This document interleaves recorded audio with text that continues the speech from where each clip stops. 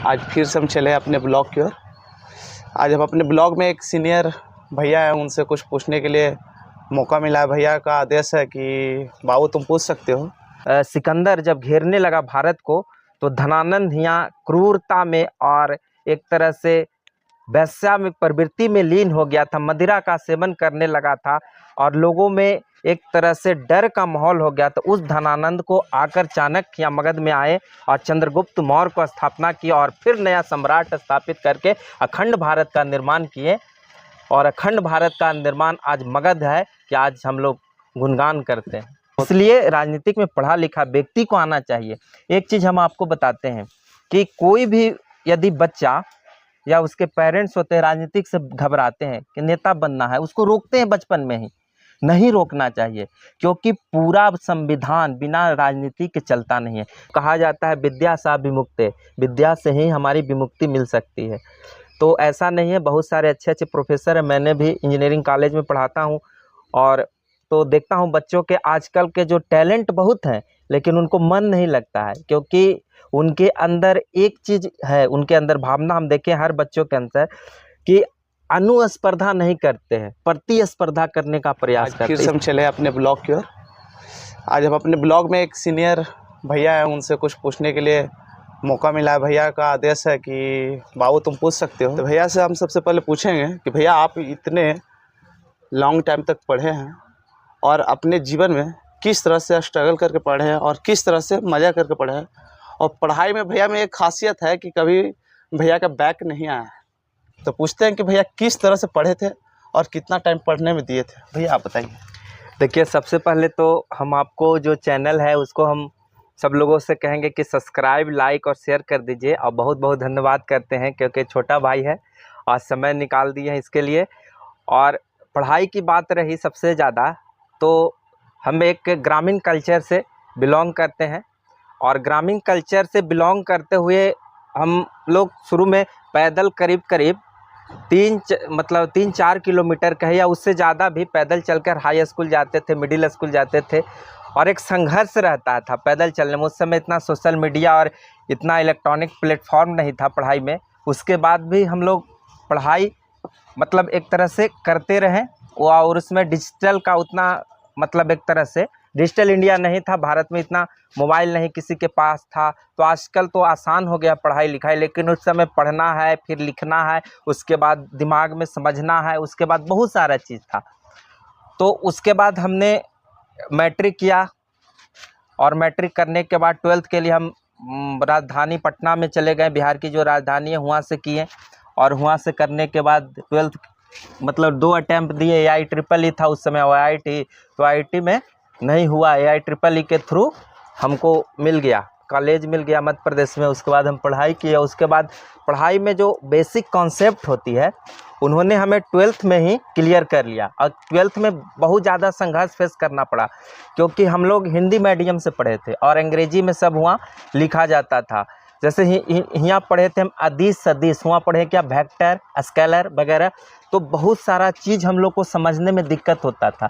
तो हम लोग गांधी मैदान जाते थे, डिक्शनरी लाते थे और डिक्शनरी से कन्वर्ट करते थे अंग्रेजी हिंदी में। तो 1-2 महीना इतना संघर्ष करना पड़ा कि आप समझ नहीं सकते हैं। लेकिन धीरे धीरे एक तरह से हार्ड वर्क और स्मार्ट वर्क करने का प्रक्रिया बचपन से ही था और उस पर हम लोग अच्छा वर्कआउट किया और उसका अच्छा रिजल्ट भी मिला। और मैंने इंजीनियरिंग में फिर एडमिशन लिया, इलेक्ट्रिकल डिपार्टमेंट हमें मिला, इलेक्ट्रिकल डिपार्टमेंट में। और वहाँ एक तरह है कि उस समय बहुत सारे 10th में 12th में बिहार में बहुत चोरी होती थी, लेकिन हमने आज तक एग्ज़ाम में चोरी नहीं किया बिहार में। अब बंद हो गई है तो ना कह सकते। उस समय गैस पेपर से खुल के एकदम लिखा जाता था, तो हम उस समय भी चोरी नहीं किए। वो चलते हमने ज़्यादा मार्क्स भी नहीं ले पाए, क्योंकि चोरी करने वाला खूब अच्छा लिख देता है पूरा, लेकिन आप उसके रिस्पेक्ट में नहीं लिख पाते हैं, तो उसमें हमारा मार्क्स नहीं आया। लेकिन जैसे हम इंजीनियरिंग करने गए तो हुआ हमने हर सेमेस्टर में एकदम टॉप पैदान पर रहे हमने। अच्छा CGP SGP हमको बनता गया और सभी लोग खुश भी रहते थे हमसे। और सबसे बड़ी विशेषता है कि हम ज़्यादा पढ़ने से ज़्यादा बच्चों को हम पढ़ाने लगे हुआ। जैसे कोई साथी आ गया तो उसको मैथ में दिक्कत है, फिजिक्स में दिक्कत है, ED इंजीनियरिंग ड्राइंग में दिक्कत है, मशीन में है, या एनालॉग है, डिजिटल है, या पावर सिस्टम है, पावर इलेक्ट्रॉनिक्स है, तो ये सब चीज़ों को हमने उनको पढ़ाने लगा। तो पढ़ाने से क्या होता है, एक एक्सपीरियंस आपके अंदर आ जाता है कि एक ही चीज़ को बार बार आपके दिमाग में रिपीट होगा, तो चलते एक आसान हो जाता है। उस सवाल आता था तो हमने पहले ही आंसर उसको हम बता देते थे, तो बहुत सारे वहाँ फैकल्टी कहते थे तुम सवाल और आंसर रट के आता था, लेकिन मैंने कई मेथड से उसको बना देता था। भैया ये तो बात सुनकर बहुत अच्छा फील हुआ कि भैया आप अपने जीवन में बहुत संघर्ष किए हैं। भैया आजकल हम देखते हैं कि जो जितने छोटे छोटे बच्चे हैं जाते हैं, बुक पढ़ते हैं, ये एडिशन वो एडिशन, आर सवाल फलना, NCERT, तो पर भी उतने स्कोर नहीं कर पाते और उतनी अच्छी तरीक़ा से कोई मैथ को क्लियर नहीं कर पाते, या साइंस हो चाहे फिजिक्स में, साइंस में सारा आता है, बायो हो गया, केमिस्ट्री हो गया, सब आता है साइंस में, फिर सोशल साइंस हो, PCM कर सकते हैं। हाँ, तो इस तरह के सारा इस चीज़ को एक बार में क्लियर नहीं कर पाता है, तो उस बच्चों के लिए आप क्या संदेश देना चाहिए? देखिए, बच्चों के लिए सबसे बड़ा संदेश एक ही चीज़ है कि आप पढ़िए तो डीपली स्टडी कीजिए किसी भी चीज़ के लिए, माने उसके प्रति इतना आपके गहरी चिंतन कीजिए कि उसके बारे में, उसमें ऐसे होगा तो क्यों होगा। फिजिक्स के भाषा में अगर किसी बॉडी को हम गिरा रहे हैं तो उसमें एक्सेलरेशन जो होता है G आता है, जो 9.8 होता है, उसे अप्रोक्सीमेट हाँ समथिंग 10 जो लेते हैं हम लोग, तो उसमें हम लोग को ये चीज़ देखना है कि आखिर 9.8 कहाँ से आया, एक होता है, और ड्यू टू ग्रेविटी के चलते कैसे जाता है। तो बहुत सारा चीज़ है। अगर हम किसी बॉडी को मतलब पुश करते हैं तो उसमें फोर्स हमारे तरफ क्यों लगता है, उधर भी लगना, मैंने एक तरह से उसमें एनालिसिस ऐसा करना चाहिए कि लोगों के लगे या अपने अंदर लगे कि आखिर क्यों और कैसे होता है। तो इस वजह से निखार भी आता है, एग्ज़ाम भी अच्छा निकल जाएगा। तो आज आप लोग एक चीज़ और बताना चाहते हैं, अभी तो आपका हम अपने ब्लॉग में बताए नहीं है कि भैया अभी प्रोफेसर भी बन चुके हैं एक कॉलेज का, और प्रोफेसर बन चुके हैं, तो भैया बताएंगे कि तो सुनने में आता है भैया कि टीचर ही ख़राब होते हैं लेकिन उनको पढ़ा नहीं पाते हैं, ये बात सत्य है या गलत है? हाँ नहीं, ऐसा बात नहीं है। जैसे टीचिंग ऐसा प्लेटफॉर्म है कि अच्छा आदमी जब उस प्लेटफॉर्म पर जाकर मतलब स्थान ग्रहण करता है, कितना भी दुष्ट प्रवृत्ति का उसका मानसिक जो होता है उस चीज़ को छोड़कर अच्छी नीति में बनता है। और कहा जाता है विद्या सा विमुक्ते, विद्या से ही हमारी विमुक्ति मिल सकती है। तो ऐसा नहीं है, बहुत सारे अच्छे प्रोफेसर हैं। मैंने भी इंजीनियरिंग कॉलेज में पढ़ाता हूँ, और तो देखता हूँ बच्चों के आजकल के जो टैलेंट बहुत हैं लेकिन उनको मन नहीं लगता है, क्योंकि उनके अंदर एक चीज़ है, उनके अंदर भावना हम देखें हर बच्चों के अंदर कि अनुस्पर्धा नहीं करते हैं, प्रतिस्पर्धा करने का प्रयास करते हैं। इसका मतलब होता है, अनुस्पर्धा का मतलब होता है खुद से चैलेंज, वो दूसरे से कंपटीशन करते हैं। यदि आप किसी दूसरे से कंपटीशन कीजिए तो 3 चीज़ वहाँ पर निकल के आती है।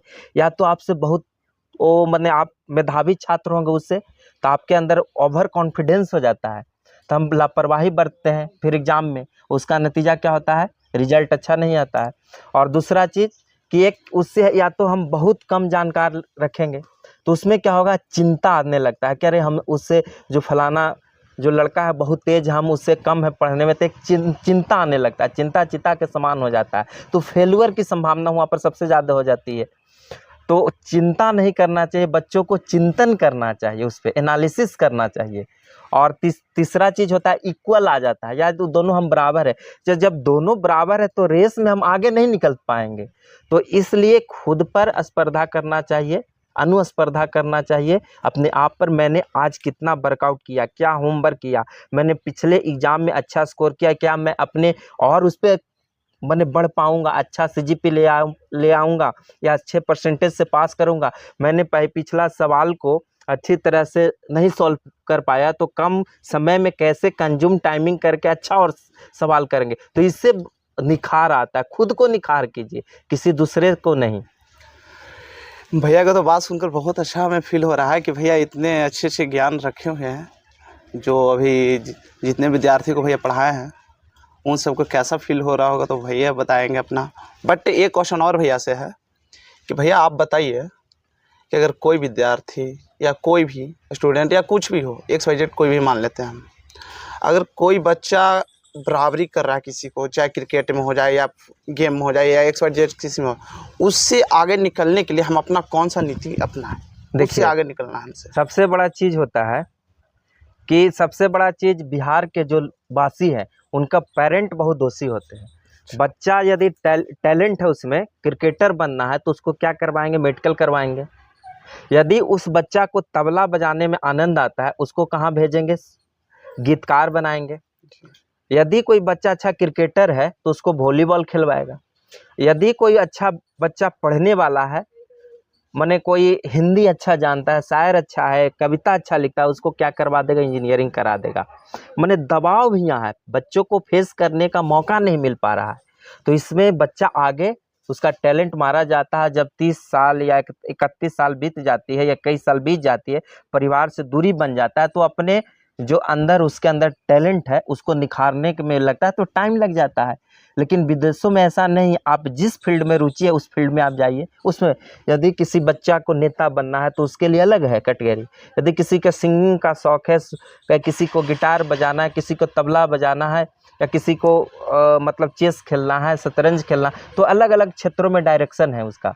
तो उस क्षेत्र में यदि बच्चा मेहनत करेगा और उसके पेरेंट्स उसमें यदि सपोर्ट करते हैं तो वो सबसे ज़्यादा अपना हासिल कर लेगा, अपना एक तरह से मंजिल को। ऐसे इधर उधर भटकता है बहुत। ये बात सुनकर तो बहुत अच्छा फील हुआ है कि अब हम अपने आप में कैसे इंकरेज करें और पेरेंट्स को कैसे सुझाव दें हम। ठीक है, भैया से आज कुछ हम राजनीतिक सवाल भी पूछेंगे।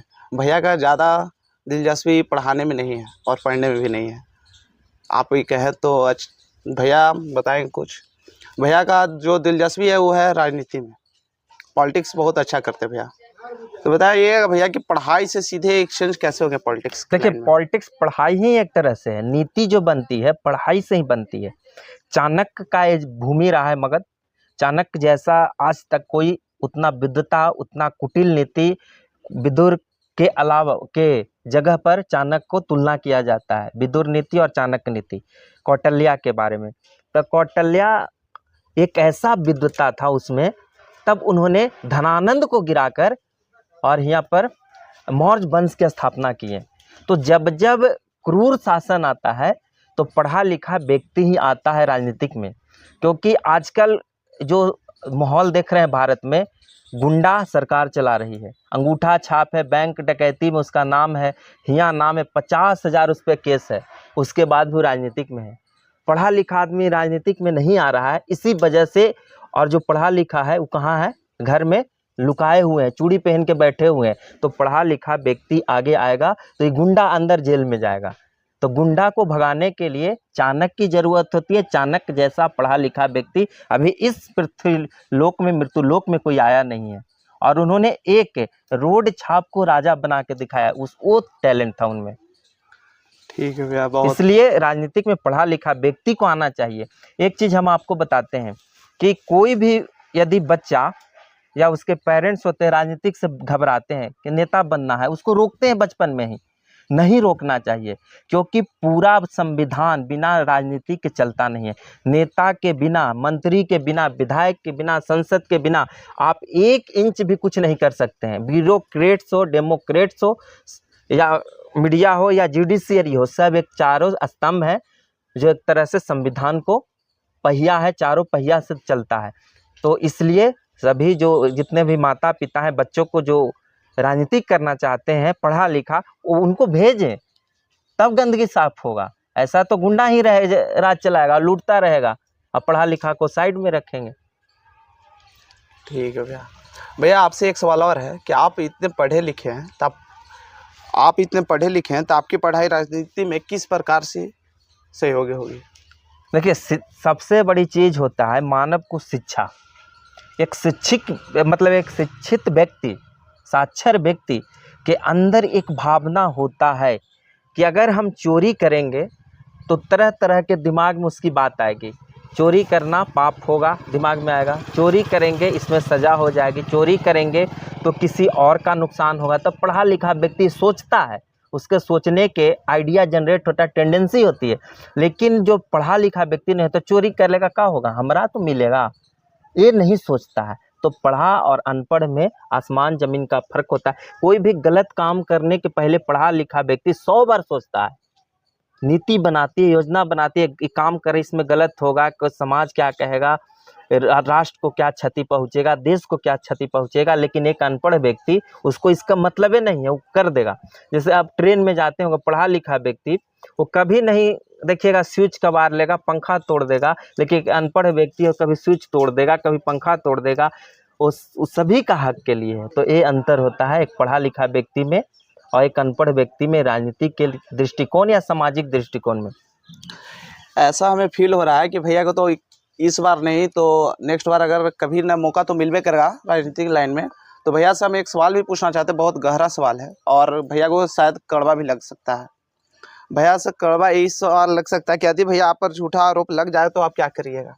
देखिए, सत्य और असत्य खाली अ का अंतर होता है। अ पहला अक्षर है, सत्य है और उसके आगे अ है।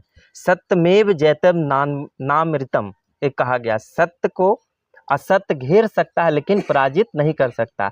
अपमान तो भगवान राम पर लगा, माँ सीता पर लगा, उसके बाद भी वो क्या थे? स्वच्छ सभी से पुरुषों में उत्तम राम कहलाए।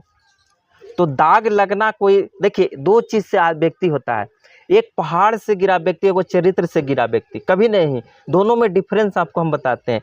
पहाड़ से व्यक्ति जब गिरता है उसको हाथ पैर टूट जाता है तो फिर खड़ा हो जाता है, फिर आगे की ओर चलेगा, काम करता है। लेकिन एक चरित्र से जब गिर जाता है वो व्यक्ति कभी नहीं उठता है।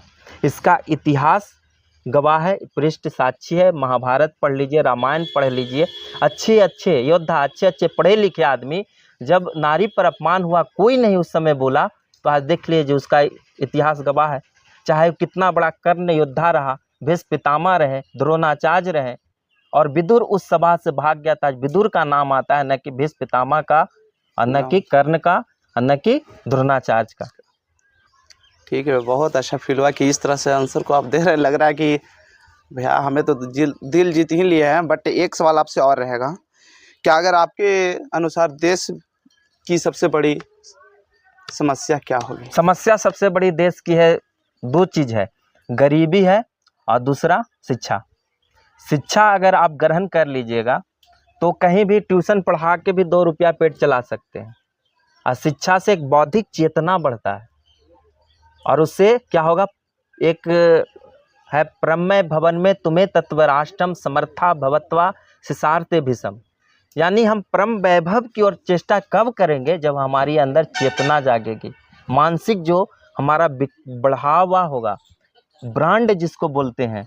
और एक चीज़ है कि let me object be our country, our whole country nothing but our country. किसी भी विद्यार्थी का एम ऑब्जेक्ट क्या होना चाहिए? हमारा देश, संपूर्ण राष्ट्र, हमारा समाज, इसके अलावा कुछ नहीं। ठीक है भैया, बहुत अच्छा सवाल लगा। एक सवाल आपसे लास्ट हम पूछेंगे आपसे कि युवाओं के लिए क्या संदेश दीजिएगा, राजनीतिक लाइन सही है या नहीं है? युवाओं से यही संदेश देते हैं कि अभी आपको जो समय है उसको डीपली स्टडी कीजिए, क्योंकि चाणक्य शुरू में तक्षशिला पढ़ाए थे, प्रोफेसर भी रहे।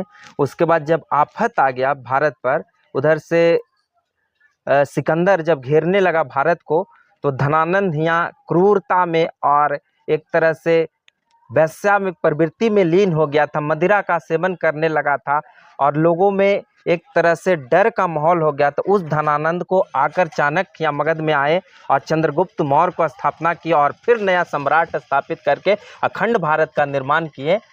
और अखंड भारत का निर्माण आज मगध है कि आज हम लोग गुणगान करते हैं। थैंक यू भैया। इस ब्लॉग को हम यहीं पर समाप्त करते हैं और भैया को धन्यवाद देते हैं कि आप